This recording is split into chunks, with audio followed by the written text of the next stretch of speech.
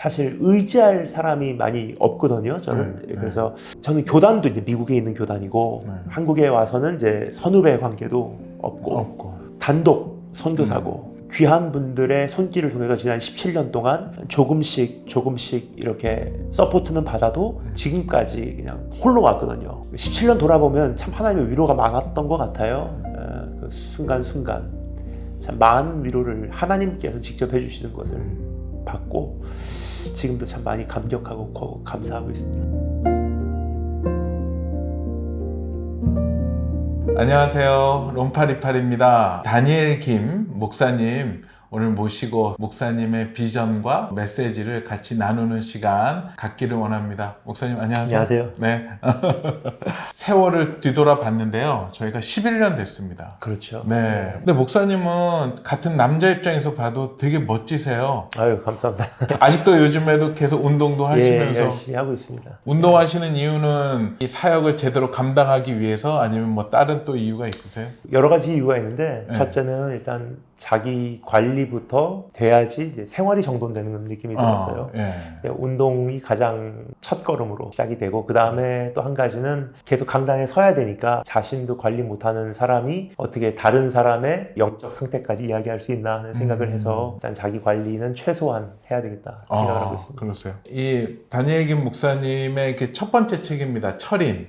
예, 이 책이 이제 나온 지가 꽤 됐는데요. 목사님의 여러 가지 책 중에 이 책이 가장 오늘 소개하는데 좋은 예가 되겠다라고 생각을 했습니다. 여기 책에 보니까 33%에서 300%로 라는 문장이 있어요. 네. 그거 좀 설명 좀 해주시겠습니까? 저는 이제 제 배경이 10년 한국, 10년 일본, 그 다음에 10년 미국 세 개의 문화를 그 배경으로 지금 가지고 있는데요. 근데 그 이후로는 제가 이제 선교사로 파송되고 시간들을 또 보내왔지만 태어나긴 한국에서 태어나서 10살 때까지 한국에 살았고 10살 이후로 저희 아버지께서 태어나시고 자라신 일본으로 가서 제1교포로서 일본에서 또 10년 그리고 일본에서 외국인 학교를 다녔기 때문에 영어로 계속 공부해서 일본에서 곧바로 미국으로 건너가서 또 미국에서 10년 그래서 10년인데 제 삶 속에 지금 가장 어려웠던 것 중에 하나가 정체성 문제였던 것 같아요. 나는 누구인가? 한국 사람도 아니고 일본 사람도 아니고 미국 사람도 아니고 나는 33%의 인간밖에 안 되겠다 하는 생각을 항상 해왔거든요. 근데 예수님 안에서 작은 것이 주님의 섭리 안에 이루어진 것이라는 것을 깨닫게 되었을 때 이것이 33%가 아니라 나는 한국, 일본, 미국 세 개 다 갖추고 있는 그런 300%의 사람이 될 수 있겠구나 하는 생각을 하게 돼서 옮겨왔습니다. 너무 좋은 새로운 시각이 되면서 정말 그렇더라고요. 지금 언어도 그 3개 국어를 하시니까 세 개의 언어를 가진 그 문화권에 하나님의 말씀을 마음을 전할 수 있게 되니까는요. 네. 지금 한국 사역도 한국 사역이시지만 또 외국 사역도 계속 많으시죠. 네, 코로나 때 잠시 이게 조용하게 지냈다가 작년 7월부터 정식으로 해외 사역이 다시 시작이 됐고요. 특별히 이제 환경이 어려운 선교지는 지금 우리가 살고 있는 한국이나 미국보다는 조금 이 복구가 늦어지는 것 같아요. 네. 그래서 일단은 이 공개적으로 강단에서 설교할 수 있는 곳을 먼저 돌고 지금은 이제 조금 더 험한 선교지를 다시 열어가고자 하는 과정 가운데 있습니다. 그러면 우리 목사님을 이렇게 초청하고 싶으면 방법이 어떻게 되나요? 지금 제가 이끌고 있는 그 예수 세대 운동 JGM, Jesus Generation Movement라고 하는데 홈페이지가 있어요. 그래서 jgmkorea.com인데 거기에 사역 문의란에 보통 연락을 해주시고 계십니다. 미국에 가셨을 때 보통의 이제 대학을 가면 다른 대학도 갈 수 있는데 왜 군사대학, 군대 쪽으로 생각을 하셨어요? 여러 가지 이유가 있는데 첫째는 리더십 훈련 받고 싶다는 생각이 있었고요. 둘째는 세상 장교 한 사람 만드는 것도 그만큼 투자가 필요하고 한 사람의 희생이 필요한데 정말 마지막 때에 하나님 앞에 내가 최소한 받을 수 있는 훈련을 받자 하는 마음이 있었고요. 그리고 등 따스고 배부르면 하나님 만날 수 없다고 하더라고요. 그래서 제가 고3 졸업할 무렵 내가 갈 수 있는, 자진해서 들어갈 수 있는 고난이 무엇일까 생각을 하다가 가장 힘든 곳, 가장 외로운 곳, 가장 훈련이 심한 곳을 선택하다가 그 학교를 선택하게 되었습니다. 하나님의 복음을 위해서 이제 대학을 거기를 선택하신 건데, 그러면 처음에 예수님을 이렇게 인격적으로 만나게 된 거는 언제?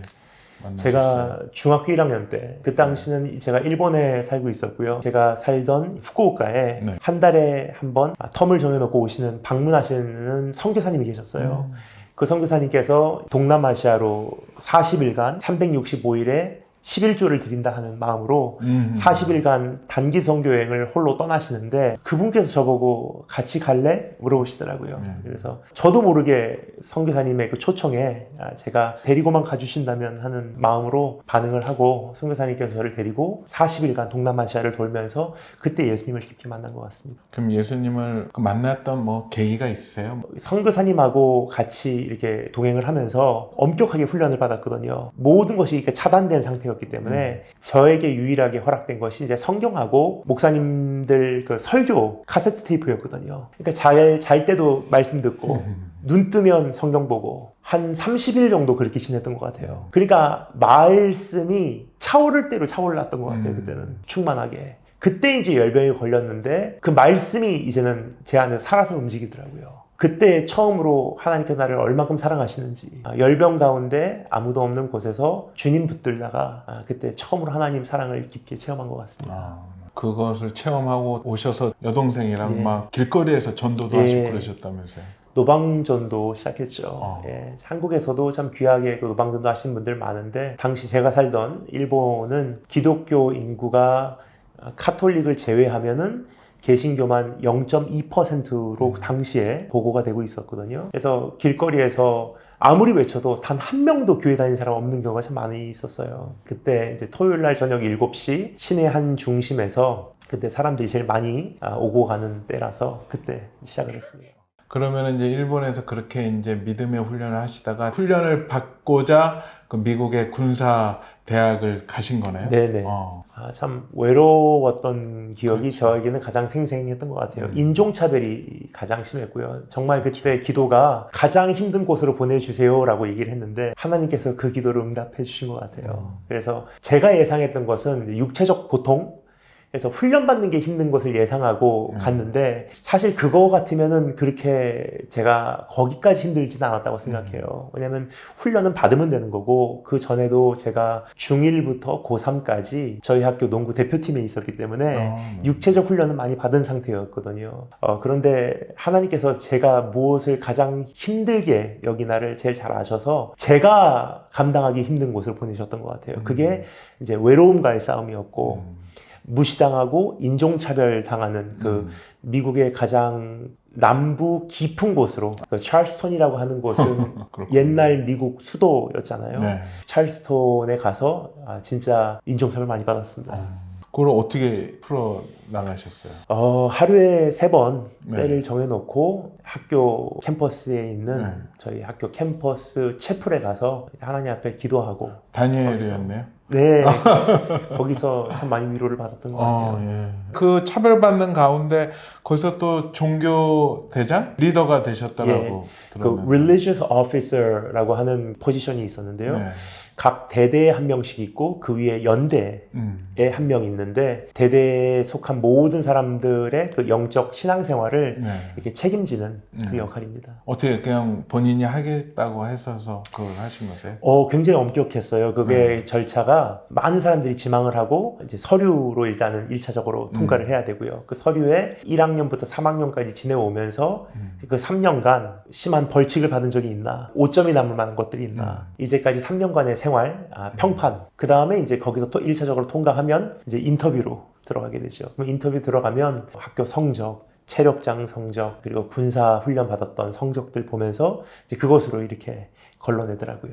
그럼 거기서부터 목회를 시작을. 예, 거기서부터 훈련을 받았던 것 같아요. 네. 종교 대장이 결국은 채플린의 왼팔 오른팔로 생도들, 병원 신방부터 가족 장례식이라든지 그런 것들이 있으면 이제 신방하고, 또 거기서 성경 공부 가르치고, 또 전도 활동하고, 그리고 채플로 다 인솔해서 데리고 가고. 그러면 이제 거기서 훈련을 하고 공부한 다음에 이제 신학 준비를 해서 이제 첫 번째 사역지가 중국. 신학하면서 이제 네. 6년간 전도사 생활, 부교육자 생활 교회에서 이제 영어 예배부 담당으로, 그리고 이제 중국 북경으로 들어왔습니다. 그럼 북경에서는 순회 선교사 개념으로 이렇게. 좀 쉼 없이 중국 전역을 그렇게 순회 선교사로 돌아다녔고요. 중국뿐만 아니라 국경선 넘어서 중동, 이슬람권, 이스라엘까지도 왕래가 시작되고 사역의 어떤 영역, 범위 확장은 그때 많이 이루어진 것 같고요. 이렇게 사역을 하시면서 하나님이 주시는 목사님만의 사명은 어떤 사명이 있으신 거세요? 하나님께서 저에게 벌써 17년 전부터 붙여주신 형제 자매들이 있어요. JGM 팀들. 소속에 있는 스태프들인데 17년간 그냥 꾸준히 한결같이 같이 오고 있고요. 그러니까 한 사람 한 사람을 이제 제자 훈련하고 또 저에게 처음에 주셨던 하나님의 그 마음이 선교 동원과 물질 유통이거든요. 그 물질이라고 하는 것에, 그 유통이라고 하는 것에 지식적 유통도 있다고 생각을 해요. 왜냐하면 이제 공개 사역지를 가면은 이제 큰 그림은 보이거든요. 근데 사실 비공개 지하에 있으면 어떻게 돌아가고 있는지 모르거든요. 그래서 큰 그림과 작은 그림을 동시에 정리해 줄 수 있는 사람이 필요한 것 같아요. 이제 처음에 저를 중국으로 이렇게 이끌어내 주신 함께 했던 그분께 받은 저의 그 역할은 반공개 사역이라고 생각을 해요. 너무 깊이 숨어버리면 큰 그림이 안 보이고 너무 노출돼 버리면 깊은 곳에 못 가고 그래서 반공개로서 돌고래 같이 때로는 수면 위로 올라와서 큰 그림 보고 또 수면 아래로 내려가서 그곳에서 뭐가 필요한가 보고 또 수면 위로 올라와서 강단에서 선포해서 자원들 끌어모아서 또 제가 수면 아래로 내려갔을 때 필요를 감지한 곳으로 유통하는 그것을 저의 하나의 역할로 알고 있습니다. 요즘에 목사님이 가장 마음을 두고 나누시는 메시지는 어느 쪽 메시지세요? 정말 다시 한번 땅끝까지 복음을 전하는 그것에 우리가 일어나야 되겠다 하는 생각을 정말 많이 하게 되거든요. 코로나 때 참 많은 구조조정이 이루어졌다고 생각을 해요. 사람들이 가지고 있는 그 예배에 대한 생각의 구조조정, 그리고 교회에 대한 개념의 이해에 대한 정의에 대한 구조조정, 그리고 이 교제에 대한 구조조정, 그리고 선교관에 대한 것이 많이 바뀌었다고 생각을 합니다. 그래서 이제 그러한 부분들을 이제 정리해주고 땅끝까지 가기 위해서 다시 한 번 더 분발할 수 있도록 한국교회가 일어났으면 좋겠다. 이 책 철인이 목사님 오늘 지금 말씀하시는 거랑도 맞닿아 있는 게 제가 이렇게 체크해 놓은 그 글이 있습니다. 이 안에 잠깐 제가 읽어 드릴게요. 오늘 주님께서는 세상에 감당치 못할 자들을 부르시며 세우고 계신다. 이들은 예수 그리스도 한 분만으로 무장된 철인이다. 예수 그리스도 한 분만으로 만족하여 현실에 무관하게 즐거워할 수 있는 능력의 소유자, 몸은 죽여도 영혼은 능히 죽이지 못하는 자들을 두려워하지 않고 오직 여호와만을 두려워하는 예배자, 그 어떤 성취보다 하나님의 생명책에 이름이 기록된 것으로 인해 기뻐하는 자이다. 또한 장차 임할 영광을 바라보며 현재의 고난을 돌파하는 그리스도의 용사들이다. 이런 분들을 지금 콜링하고 계시는 거죠, 철인. 그러면 그리스도의 용사로 초청을 이제 받으려면 저희가 어떻게 해야 될까요? 철인을 처음 내고서 가끔 듣는 질문이 있었어요. 나는 그렇게 못 사는데, 나는 연약한데 그런 사람들만 부르시고 계시다면 저는 불합격이겠네요 라는 질문이에요. 근데 철인에 대해서 우리가 한 가지 크게 오해를 갖고 있는 것이 처음부터 강한 사람, 육체적으로 훈련을 많이 받았거나 어떠한 심지가 확실한 사람이라고 생각을 하는데, 전 제 자신을 봐도 그런 사람은 아니라고 생각하거든요. 제 나름대로도 굉장히 연약한 부분이 많이 있는데, 철인이라는 것을 왜 생각하게 됐냐면, 참된 사랑은 모든 두려움을 몰아내느니라. 예수님을 사랑하고 나를 거기까지 사랑해 주신 분을 만나고 또 그 사랑을 깨닫는 만큼 다른 것을 향한 두려움이 서서히 사라지더라고요. 하나님 사랑하기 때문에 내가 천성적으로는 못하는 일들을 하게 되고 극복하게 되더라고요. 그리고 장래에 대한 확실한 그 영광의 소망이 있기 때문에 오늘의 현실을 견디는 거지, 오늘이 만만하기 때문에 내가 힘이 있어서 견디는 게 아니더라고요. 그래서 제가 정말 초청을 드리고 싶은 것은 강해져라 라는 게 아니고 믿음의 주여 우리를 온전하게 하실 예수를 바라보라 라는 거거든요. 그래서 우리 주님 바라보면 주님을 더 사랑하게 되고 그 안에서 강해질 수 있지 않나. 목사님은 하나님과의 그 기도의 생활을 어떤 식으로 풀어 나가세요?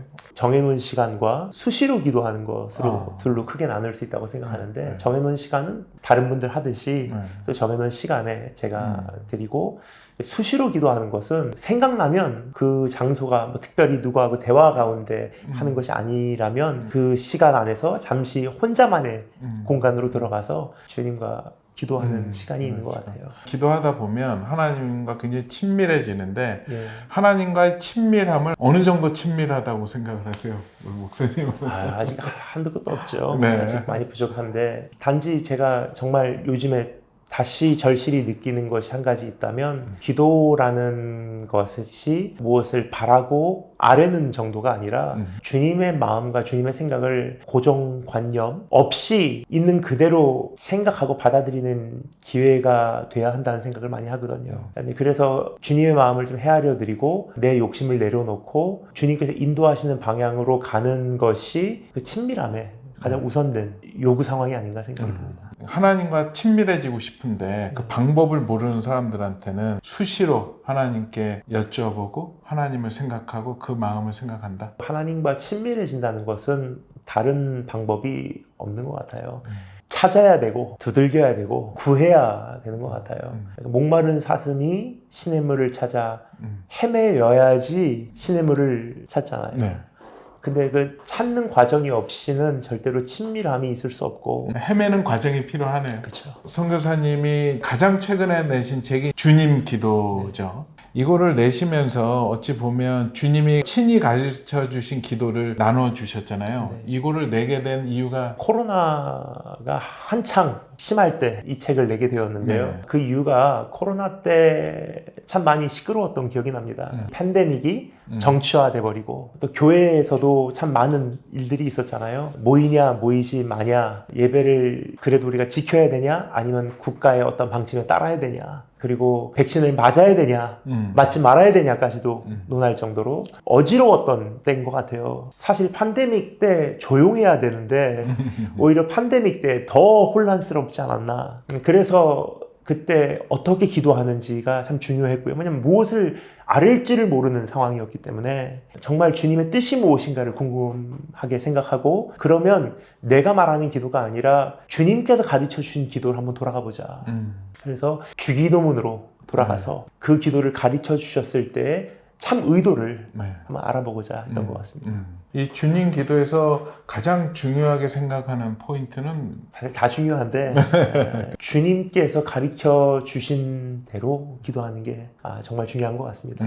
주님께서 pray like this, 이렇게 기도하여라 하고 기도를 정확하게 가르쳐 주신 것도 있지만 또 다른 복음서에 보면 pray this, 이것을 기도하라. 그러니까 그것을 또 우리가 주기도문을 그대로 이야기를 하잖아요.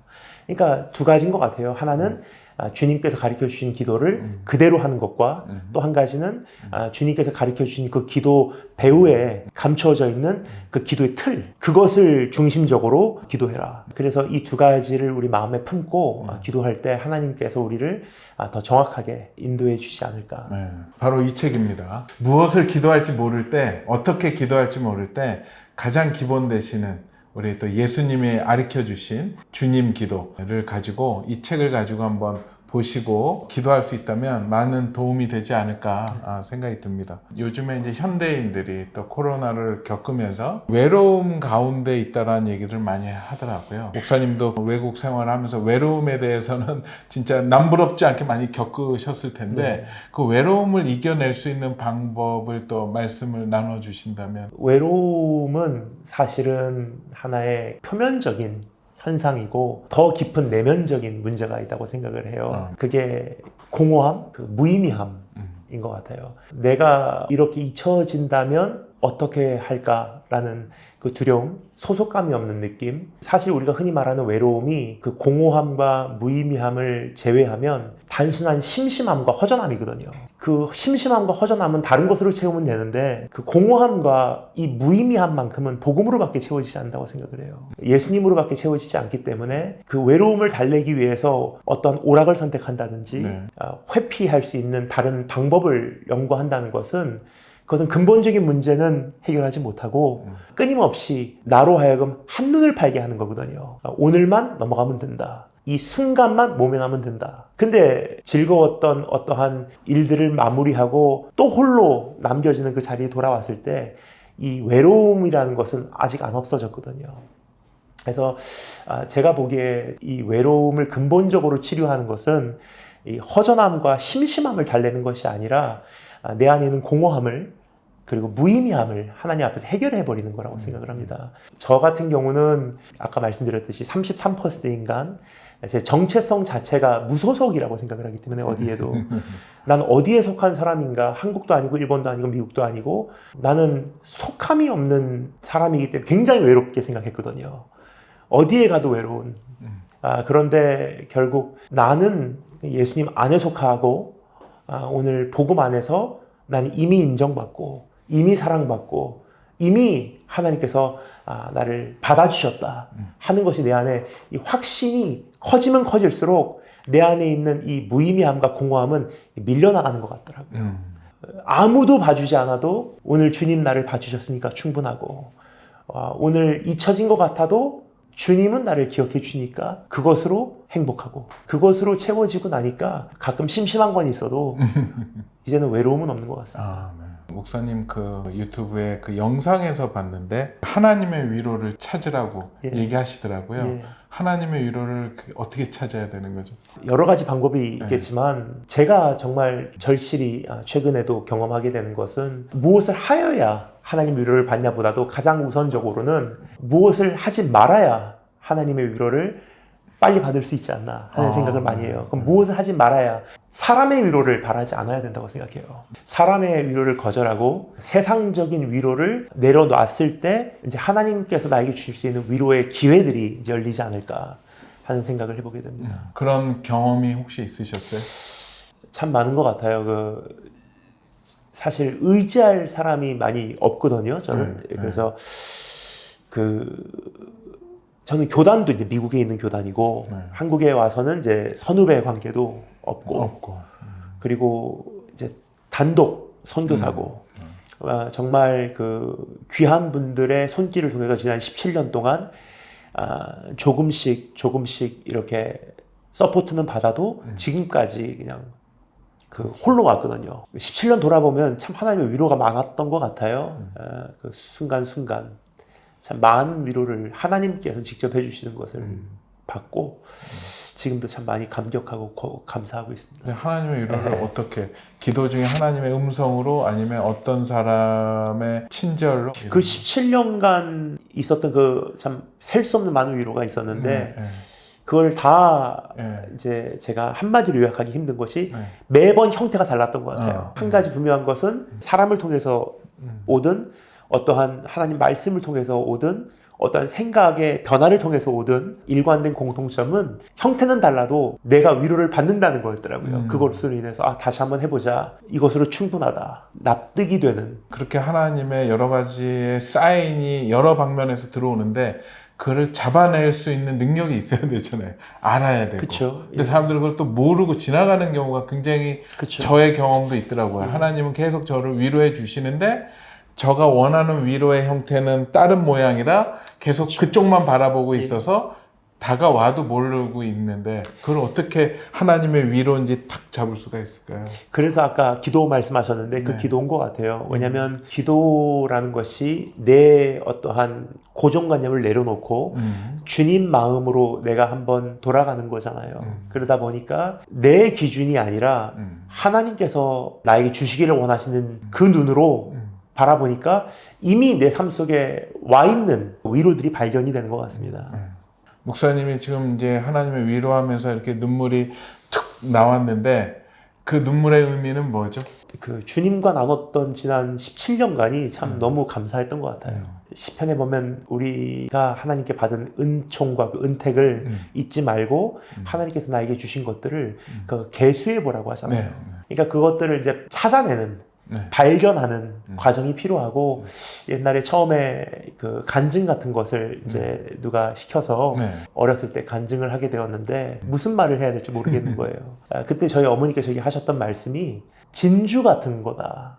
그래서 그걸 잘 찾아보면 여기에 하나 진주가 있고 여기에 한 덩어리 진주가 있고 그것을 가만히 묵상해 보면 간증마다 이게 정말 하나님께로부터 온 간증이라면 그 인생의 그 진주 같은 사건들, 하나님께서 하신 일들, 하나님의 성품으로 다 이렇게 엮여지더라고요. 그렇게 하다 보면 하나님께서 하신 일들이 어떻게 이렇게 모순이 없고 일관되고 정확하신지를 깨닫게 되는 것 같습니다. 목사님을 저는 생각할 때마다 강철 같은 믿음의 소유자? 그런 이미지가 저한테는 굉장히 있어요. 강철 같은 믿음의 근원은 어디서부터 시작이 되는 겁니까? 강철 같은 믿음이라고 많이 칭찬을 해주셨는데 강철 같은지는 모르겠지만 하나님을 향한 신뢰는 끊임없이 붙잡고 있으려고 노력하고 있습니다. 왜냐하면 주님 좋으신 분, 주님 신실하신 분, 정확하신 분, 나를 사랑하시는 분이라는 것만은 너무 잘 알기에 그것만큼은 흔들리지 않으려고 노력하는 것 같아요. 그래서 사실 기도를 하고 어떠한 기도가 응답되는 것을 믿는 게 믿음이 아니라 우리는 하나님을 믿는 사람들이잖아요. 그러면 하나님은 이런 분이시다. 그걸 믿는 것. 그래서 상황에 무관하게 기도가 응답되든 응답되지 않든 내가 원하는 상황으로 모든 것이 이루어지든 이루어지지 않든 하나님은 신실하신 분, 하나님은 선하신 분, 하나님은 나의 가장 좋은 것을 바라시는 분. 그것만큼은 흔들리지 않는 한 웬만한 어려움은 극복할 수 있지 않을까 생각이 듭니다. 이제 우리 구독자님들이나 보시는 분들이 특히 어머님들이 굉장히 많으세요. 또 어머님들의 최고의 바람은 자녀들을 위한 기도일 텐데 목사님의 어머님을 제가 알지만 정말 기도의 사람이고 기도의 어머니신데 그 어머니의 기도가 결국 목사님을 만들어 놓은 것 같은데요. 어머니들의 기도는 어떻게 하면 좋을까요? 저희 어머니의 기도를 제가 보면서 목사로서 시간이 가면 갈수록 정말 제가 감사한 것이 한 가지 있다면 기도하고 나오시면 더 비현실적으로 사시는 분이 아니라 더 현실적이 되시더라고요. 그러니까 믿음이라는 것은 너무 이 오늘의 현실과 동떨어져 있는 경우가 많은 것 같더라고요. 근데 그게 이제 적지 않은 경우 가정의 불화로, 교회의 어려움으로, 또 개인의 삶에 더 가중되는 고통으로 연결되는 원인이 될 때가 있는 것 같습니다. 기도를 했다고 하는데 그분들이 응답으로 생각하고 행동하는 것이 오히려 저건 아닌데 하는 부분들이 참 많거든요. 저희 어머니께 제가 정말 감사드리고 싶은 것은 기도를 하고 나오시면 굉장히 지혜로워지시는 것 같아요. 저희 아버지께서 옛날에 예수님 처음 믿으셨을 때 저희 교회에 다니는 것을 반대하셨거든요. 물론 주일 교회 가는 거는 용납을 해도 수요일이라든지 금요 철야라든지 토요일날 노방전도라든지 주일 저녁 예배 같은 것은 별로 그렇게 기뻐하시진 않으셨던 것 같아요. 그런데 이제 저희가 예수님 중학교 1학년 때 만나고 막 교회를 가고 싶은 거예요. 그래서 노방전도도 하고 싶고 뭐든지 그냥 하나님께 드리고 싶고 근데 아버지는 불편해 하시더라고요. 좀 과한 거 아니냐. 그때 이제 저희 어머니께서 기도하셨는데 기도하실 때 저희 어머니께서 말씀하시는 기도 응답이 아버지가 마음을 열고 우리를 이제 마음껏 교회 갈 수 있도록 핍박하지 않는 것이 아니라 오히려 우리가 아버지의 마음을 이해해드리고 한번 아버지가 납득할 때까지 맞춰보자. 이제 뭐냐면 십자가라는 것이 사실 내가 지는 건데 가끔 나 때문에 그 collateral damage라고 해서 옆에 있는 사람들까지도 십자가 영향을 받더라고요. 내가 좋아서 교회를 가는데 온 가족이 수요일, 금요일, 토요일, 주일까지도 교회와 노방전도를 위해서 시간을 투자하면 일주일에 3일은 저녁에 식사를 아버지 혼자 하셔야 되는 거예요. 그러니까 이것을 무슨 핍박이다라고 기도를 통해서 해석해버리는 것이 아니라 굉장히 현실적으로 해석을 하게 되더라고요. 그래서 기도를 하니까 오히려 배려하는 생각이 생기고 기도를 하면서 상대방, 날 힘들게 하는 사람의 입장이 이해가 되고 기도를 통해서 오히려 덕이 되는 것이 무엇인가를 연구를 많이 하게 되는 것 같아요. 이제 그게 기도의 굉장히 중요한 가이드라인이라고 생각하거든요. 왜냐면 기도하면서 비현실적으로 초자연적인 것을 바라는데 너희는 이렇게 기도하라 하면서 주님께서 아버지와 나와의 관계를 돌아보게 하시고 그 다음에 일상에 대한 이야기를 하시거든요. 일용한 양식을 구하게 하시고 세상에서 내 이웃과의 관계, 나의 죄가 용서받은 것과 같이 내 이웃을 용서하게 하시고 내가 시험에 들지 않고 정말 이 악에서 구함을 받기를 원하는 것. 그러니까 세상살이에 대해서 말씀하시잖아요. 그러니까 기도를 하면 할수록 이 세상과 동떨어지고 이 땅에서 발이 떨어지는 것이 아니라 이 세상에서 더 지혜롭게 살 수 있도록 하는 것이 기도의 능력이라고 생각해요. 그래서 어떻게 했냐면 저희 어머니께서 오히려 우리가 교회는 가고 신앙은 타협하지 않되 예배는 타협할 수 없다. 그러나 아버지를 위해서 더 노력하자. 수요일 날 교회 가기 전에 무조건 집안 대청소, 아버지 오시기 전에 맛있는 식사, 그리고 아버지에게 얼마나 아버지를 존경하고 사랑하는지 편지를 쓰고 읽어드리고 교회에 좀 덜 다녔을 때보다도 더 열심히 공부하고, 그래서 저의 십자가를, 저의 책임을 더 가중시키면 가중시켰지 다른 사람에게 책임을 비난하지 않은 것 같습니다. 그렇게 돼서 그 효과가 어떻게 나타났나요? 결국 저희 아버지께서 인정하시더라고요. 그런 교회라면 본인께서 인정하시겠다고. 어느 정도 기간이 걸렸나요? 6년 걸렸습니다. 그리고 저희가 그렇게 해왔기 때문에 저희 아버지가 하나님께서 많이 이렇게 변화시켜 주셔서 제가 고등학교 3학년 때 장모님으로 이제 안수를 받으셨거든요. 네. 그때 참 많이 울었던 기억이 납니다. 제가 이제 우리 목사님 오시면서 기도를 했죠. 또 그 무엇을 질문할까 했는데 저한테 주셨던 마음 중에 하나의 단어가 참 기쁨이라는 단어를 주시더라고요. 그래서 그걸 한번 여쭤보고 싶어요. 네. 목사님이 생각하시는 참 기쁨? 존재 이유를 예수님 안에서 발견하는 것이라고 생각합니다. 그 성경에서 항상 기뻐하라 라고 하는데 항상 기뻐하라는 게 지금 우리는 기쁨이라는 단어가 즐거움이라는 단어와 이게 같이 혼합되어 있는 느낌이 들어요. 그래서 기뻐한다는 것은 감정적으로 즐거워해야 되고 웃을 수 있어야 되고, 근데 기뻐한다는 것은 어떤 감정적인 상태가 아니라 성경에서 말하는 그 기쁨이라는 건 의지적인 상태거든요. 나는 주님 때문에 존재합니다. 이것만큼은 변하지 않는다는 거죠. 그래서 아무리 슬퍼도, 아무리 어려운 일이 있어도, 아무리 낙심되어도, 심지어 눈에는 눈물이 계속 흘러내려도 내가 왜 존재하는지 이것만큼은 흔들리지 않습니다. 주님 때문에 오늘 하루 살아갈 낙이 있습니다. 그 낙을 놓지 않겠습니다. 그게 항상 기뻐하라. 사역의 낙이 어떤 열매가 아니라 주님 기뻐하게 해드리는 것. 그것이 저의 낙인 것 같습니다. 제가 이렇게 목사님을 한 11년 동안 뵈면서 목사님 모습이 참 기쁜 모습이었어요. 목사님이 웃고 다니는 스타일이 아닌데 항상 진중하게 다니시는데 모든 하는 일이 정말 기뻐서, 정말 내가 좋아서 하나님을 더 알리고 싶어서 하시는 모습을 봤습니다. 그 목사님의 모습이 어찌 보면 참 기쁨의 모습이었고 사역이 그렇게 아름답게 풀어지는 것이 아닌가 생각이 듭니다. 그리고 이제 목사님 말씀을 듣다 보면 하나님에 대한 얘기가 많이 나오는데 목사님만의 하나님을 경외하는 방법이 있을까요?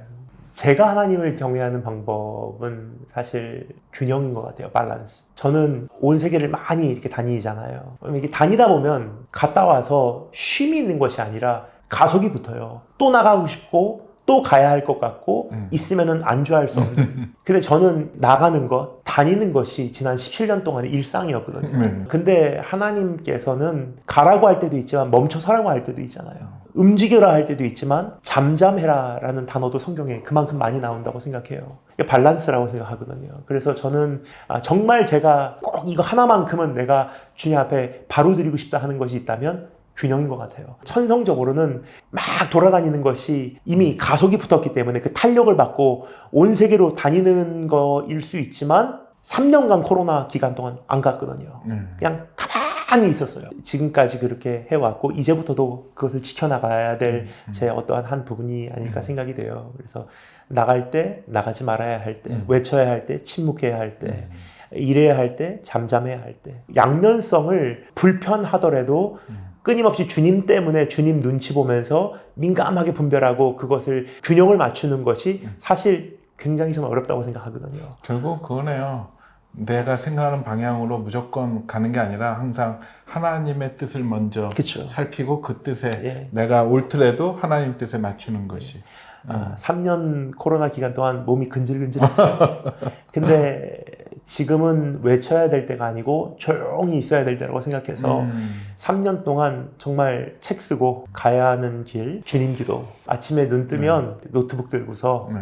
공원에 가서 아침부터 밤까지 책만 썼던 것 같아요. 목사님 하나님을 집중할 때는 되게 맹렬히 무섭게 다른 거 안 쳐다보고 집중하시는 것 같은데 그 집중할 수 있는 그 훈련을 따로 하십니까? 아니면 어떻게 하세요?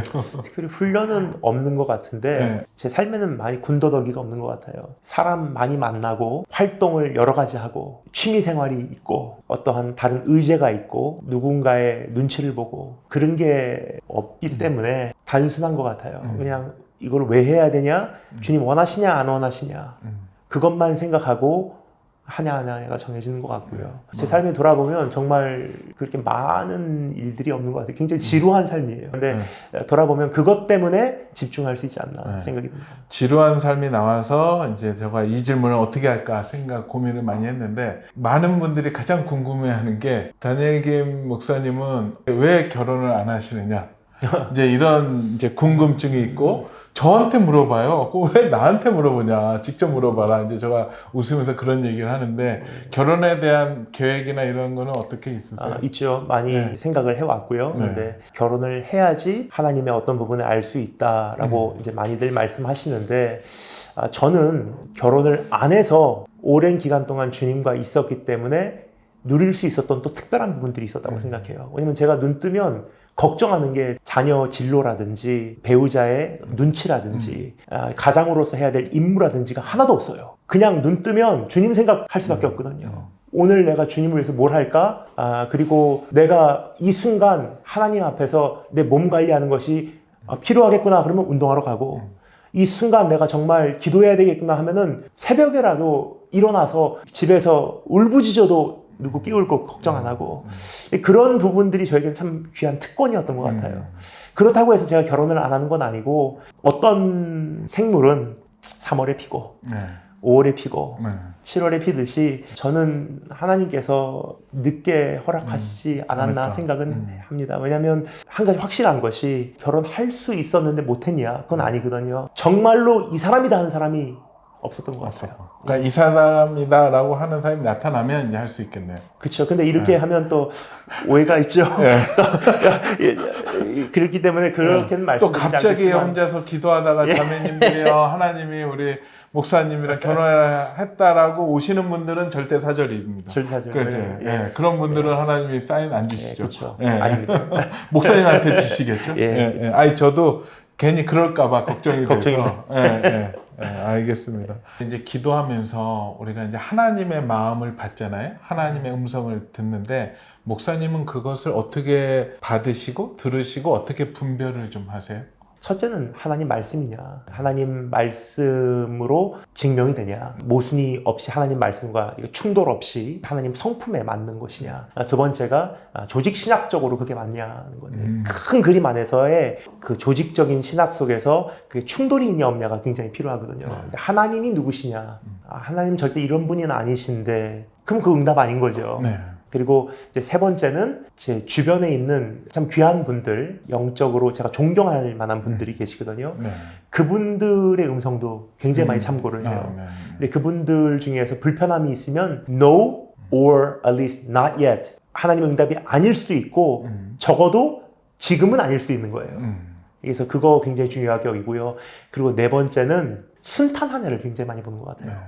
왜냐면 저는 옳은 것도 타이밍이 다 있다고 생각을 하거든요. 그래서 뭐 기도로 돌파해야 될 때도 있겠지만 제가 중국의 선교사로 파송돼서 가장 먼저 배운 것이 순탄함의 민감성이었거든요. 중국에서 어떤 사역의 돌파구를 찾아서 기도로서 그걸 밀고 나가야 될 때도 있지만 때로는 기도로 밀고 나가서 좋은 것이 없는 때가 참 많더라고요. 부작용이 생기고 사역에 그렇죠. 주변에 계신 분들은 추방당하고 투옥되고 그걸 핍박으로 여길 수도 있지만 또 다른 면에서 보면은 부작용이라고도 말할 수 있는 거거든요. 그래서 그거는 또 하나님께서만 아시겠지만 그런 부분에서 이 모든 것이 순탄하게 순리적으로 질서정연하게 평화스럽게 주변에 잡음 없이 이루어지냐 그것들을 다 보는 것 같습니다.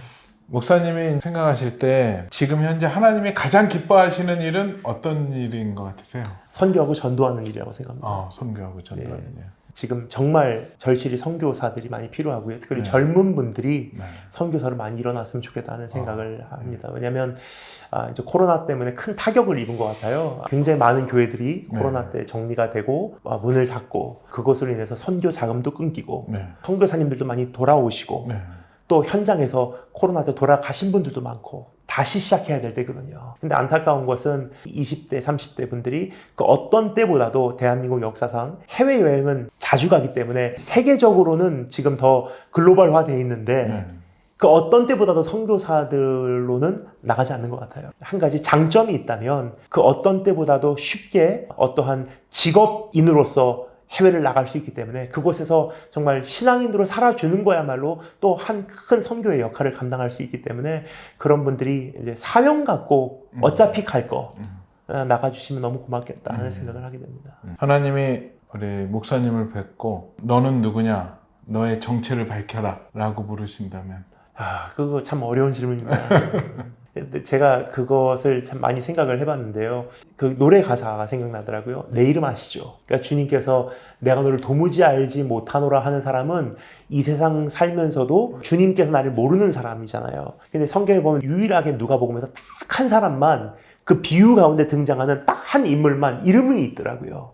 나사로거든요. 다른 사람들은 한 여인이 있고 한 아버지가 있었는데 두 아들이 있었는데 했는데 근데 그는 거지라는 신분으로 당시에 사회에서 노바디 이름 없는 사람이었거든요. 근데 그 사람이 죽었을 때 나사로야 부르시잖아요. 그러니까 내가 네 이름을 안다라는 거잖아요. 근데 그 부자는 이름이 없어요. 왜 지옥 갔을까? 이름이 없는 사람이기 때문이에요. 왜냐하면 이 세상에 살면서도 주님이 그 사람의 이름을 모를 정도로 그 사람은 자기의 정체성을 이 세상에서는 사람들이 인정하는 썸바디로 살았는데 주님 앞에서는 노바디였던 거예요. 그래서 이 세상 살면서 가장 우선적으로는 내가 주님을 나의 정체성 삼았을 때 주님께서 나의 이름을 알아주지 않을까. 그리고 이 세상 살면서도 내가 주님께 인식이 될 만한 이름, 그만큼 친밀한 교제를 가져왔는가. 얼마나 많이 주님과 그렇게 교제해 왔냐에 따라서 내가 주님 만나러 갔을 때 내가 굳이 말하지 않아도 네가 누구냐라고 말하지 않아도 내가 너를 도무지 알지 못하노라라고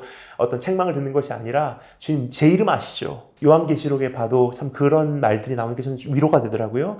이기는 자에게는 흰 돌을 줄 터인데 거기는 이름이 적혀 있다 그러잖아요. 그래서 그런 것이 저에게는 큰 위로가 되는 부분인 것 같습니다. 그럼 주님이 내 이름을 어떻게 아실까 각인시키는 방법이 뭐죠? 끊임없는 교제인 것 같아요. 또 한 가지는 주님을 나의 정체성 삼는 거라고 생각해요. 그러니까 사람이 무언가를 통해서 나의 정체성을 삼으려고 하잖아요. 나는 어디에 살고 있어? 나는 무엇을 갖고 있어? 나는 어느 위치에 있어? 그래서 나는 썸바디다. 얘기를 하잖아요. 난 이런 사람이다. 근데 그런 것이 다 벗겨졌을 때 난 누구냐는 질문이거든요. 근데 영원토록 벗겨지지 않는 한 가지가 뭐냐면 주님께서 나를 어떻게 바라보시냐잖아요. 그래서 이 세상 살면서 주님 앞에 내가 썸바디로 살아갈 때 주님께서 내 이름을 알아주시지 않을까. 다른 것에서 인정받지 않아도 주님께서 나를 오늘 인정해 주신다면 난 오늘 의미 있는 하루였습니다. 그것인 것 같아요.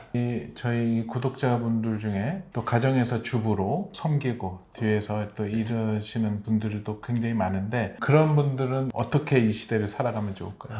가정에서도 할 수 있는 일이 참 많고요. 그리고 지역 사회에서 할 수 있는 일들이 많고 이제 그런 부분들을 가정 안에서 하나님 앞에 다시 한번 정리해 나가야 될 때가 되지 않았나 생각이 됩니다.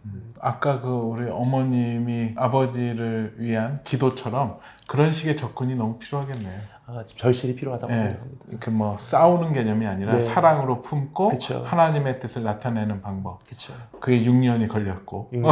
사실 더 오래 걸렸는데 교회를 다니는 것만 가지고 6년이고 이고. 그 외에는 더 더 오래 오래 걸렸죠. 걸렸죠. 예. 이제 마무리할 건데요. 마침에서 기도해 주셨으면 좋겠는데요. 예. 이 시대의 철인, 어떻게 보면 주님을 찾는 자들, 주님을 바라보는 자들을 위해서 한번 기도해 주시고 마쳤으면 좋겠습니다. 기도하겠습니다. 주님 감사합니다. 정말 세상이 점점 어두워지고 악해져 가고 깊은 환란 속으로 들어가고 있습니다. 하지만 볼지어다 세상 끝날까지 항상 우리와 함께 있겠다고 말씀하신 주님의 약속을 되새겨보며 우리는 힘을, 위로를 얻습니다. 주님, 그래서 우리는 다시 한번 주님 바라보며 우리의 기력을 회복하고자 합니다.